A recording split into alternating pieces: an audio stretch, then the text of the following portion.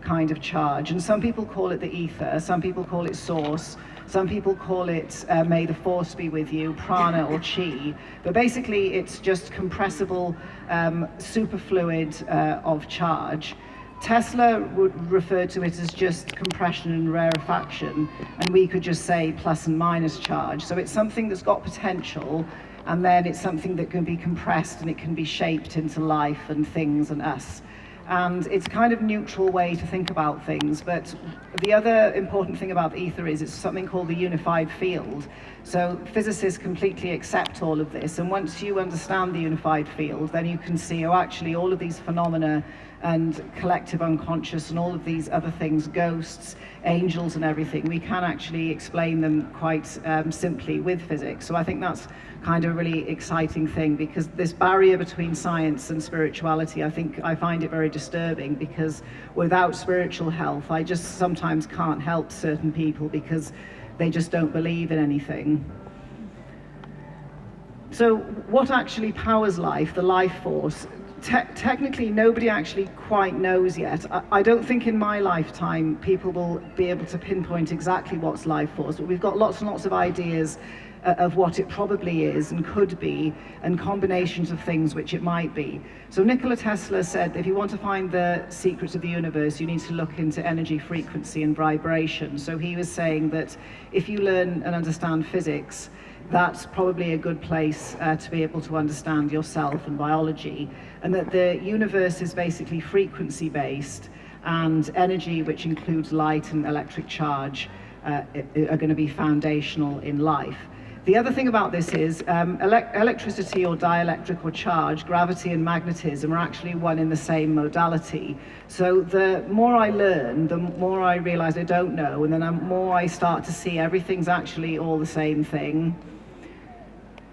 So let's simplify this a little bit. So we can think very basically about charge of electrons, and we have them in our bodies and they move around, and the more we have, the better.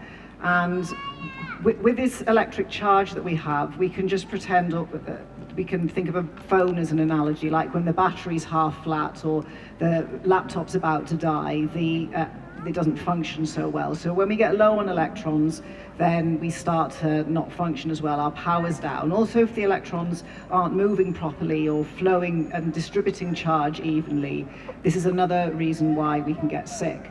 So with electrons, they just travel around organisms, and they make an electric field, which is important, and they carry energy and information. They're also very small, so they can get right into cells and act like an antioxidant. And every single chemical reaction in the body involves electrons moving about. So we can just think, okay, if I don't have as many electrons as I should, it's going to impact my chemical reactions in my body, and I'm just not going to be able to do as many, or as many of them as well as I could. So in simple terms, the less electrons we've got, the lower our redox and the lower our power, we're more likely to get inflammation, have low energy, and it leads to bad health. So that's how a physicist would describe illness, and biologists do actually completely agree as well. It's just a different way of thinking about it. When lightning strikes the Earth, because it's sort of like a capacitor system, it's just a way of balancing charge. It coats the Earth with a negative charge, so just standing or sitting barefoot on the ground is a way to absorb more charge or more electrons. It is more complicated than that, but a lot of the time when I work with people, it has to be explained in a way that they can understand but also do. So grounding and going barefoot is extremely underutilized. Not here, people here are all doing it really well, but in general we go around with shoes on all the time. People don't swim outdoors as much as they used to, and you don't have to have bare feet on the ground. It can be hands touching plants like gardening, any piece of skin. That's a way to connect you to planet Earth, and you can get more electrons.